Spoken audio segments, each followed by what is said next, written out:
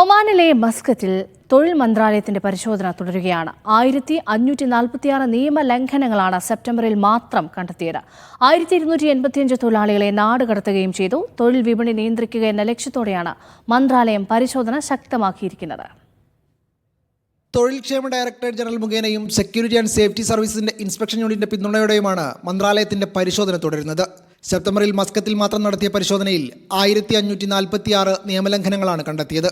ഇതിൽ നിന്ന് കൃത്യമായ രേഖകളില്ലാതെ രാജ്യത്ത് തങ്ങിയിരുന്ന 1285 തൊഴിലാളികളെ നാടുകടത്തി.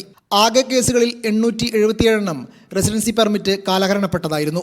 495 തൊഴിലാളികൾ തൊഴിലുടമ സ്പോൺസർഷിപ്പില്ലാതെ ജോലി ചെയ്യുന്നതായി കണ്ടെത്തി. മതിയായ രേഖകളില്ലാതെ സ്വയം തൊഴിൽ ചെയ്ത 174 കേസുകളാണ് രജിസ്റ്റർ ചെയ്തത്. തൊഴിൽ നിയമ ലംഘനങ്ങൾക്കെതിരെയുള്ള പരിശോധന വിവിധ ഗവർണറേറ്റുകളിൽ ശക്തമായി തുടരുകയാണ്. വടക്കൻ ബാത്തിന ഗവർണറേറ്റിൽ നിന്ന് സെപ്റ്റംബറിൽ മാത്രം 207 പ്രവാസി തൊഴിലാളികളെയാണ് അറസ്റ്റ് ചെയ്തത്. 638 തൊഴിൽ നിയമലംഘനങ്ങൾ കണ്ടെത്തുകയും ചെയ്തു.